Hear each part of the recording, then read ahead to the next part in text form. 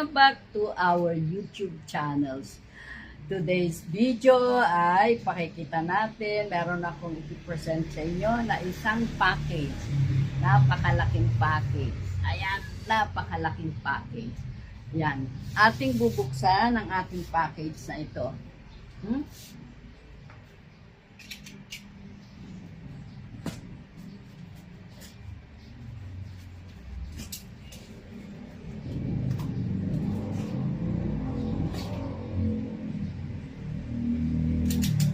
Babaw lang ang ating bubuksan. Teka. Ito natin ilagay. At para makita natin. Ayan. Nabuksan na natin.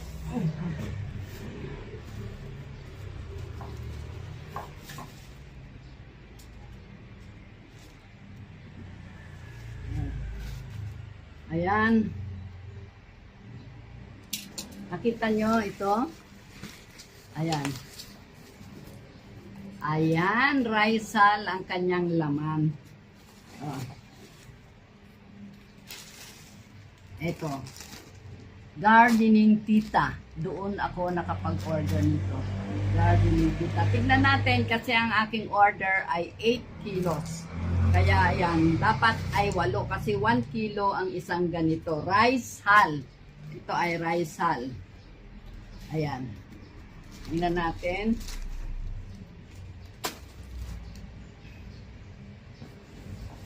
Okay, 3. At saka ito, alam nyo, kakaiba itong in-order ko. Kasi yung in-order ko talagang ready to use na dahil talagang nabilad ng maigi. At saka hindi ito yung sariwa. Although na merong nakahalo na medyo lighter.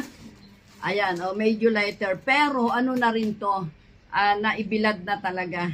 Pero ito, mas dark na dark. Yan. Ready to use na yan. Okay, ilan yan? 4. 5.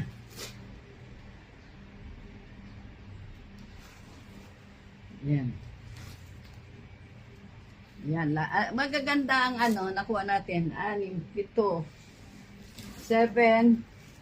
Ayan, ito na yung listahan natin. So, 8 ito. 8 kilos yung binili ko. Ayan. Ang nakalagay dito ay ayan, Rizal 1 kilo. 1 kilo. Colored, ayan nakalagay, colored sun brown. Colored sun brown. Hindi siya yung yung yellowish. High quality Rizal. Pero colored sun brown. Family brown. Okay? Ay ibalik natin dito muna kasi hindi pa ako magtitimpla at ilalagay natin, isasalin natin ito doon sa ating mga empty container na mga Rizal. Pwede natin ilagay na yung iba. Ayan. Ito Rizal ha, nakita nyo Rizal. Maraming klase yung Rizal, mayroon yung parang gold lang bago, hindi pa pwedeng gamitin sa halaman yon. Etong mga ito, yan, pwede na ito. Lahat siya, maganda naman ang ating nakuha.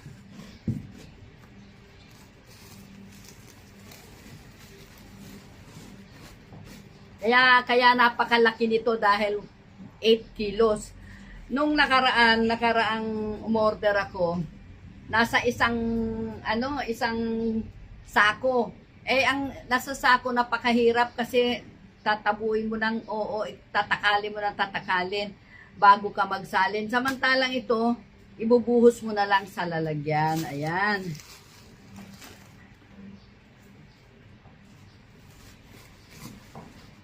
Ayan. Ito medyo lighter kaysa dito sa sa brown yan. Itong brown na yan, na yan, pwede nang gamitin.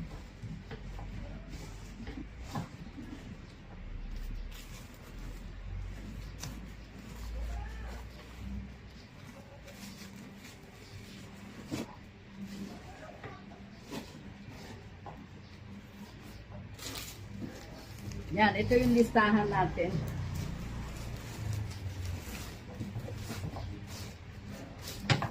Yan. So, nakita nyo, ito ay 8 kilos. Ayan. Wala, hindi ko na maibalik. Kanina, ayos na ayos. Ngayon, di na maibalik.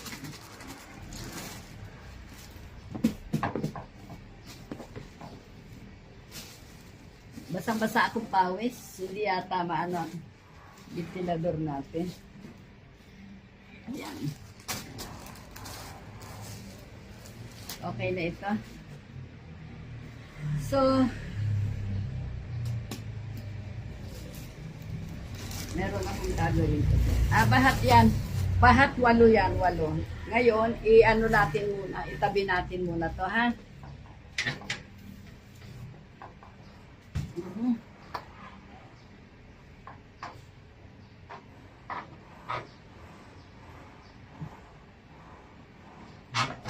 So, ang risal na ito, saan na tayo? Ito kaya tayo umu-order ng rice hull kasi ito ay pandagdag natin sa ating mga loam soil o kaya soil. Ginagawa natin, hinahalo natin ito. Kaya ako nag-order. Kaya mas marami to dahil yung ibang in-order ko ay tawag nito puro pag-4 na kilo lang. Vermicast, coco peat, pumice. Taga-4 na kilo lang yon. Ngayon, ito lang ang 8 kilos kasi mas marami tayong ilalagay na rice hull doon sa ating mga potting mix na gagawin. Kaya yun. Kaya ganyan ang ano. Nakita nyo? Oh. Tsaka ang mga rice hull, maraming klase. Meron siyang yung mura lang ay bagong galing pa lang sa rice mill. Yun. Ito, mga nabilad na ito, na inayos na nila, nilinis na nila. Ayan. Mayroon pa ngang medyo parang alikabok. Pero natural yon dahil sa pagbibilad. Kaya yan, nakita nyo, ito yung mga ginagamit natin pandagdag sa ating mga potting mix para hindi siya maging compact. Kasi kahit nasabi mong loam soil, pag tagal-tagal nung loam soil na yon ay nagiging matigas pa rin.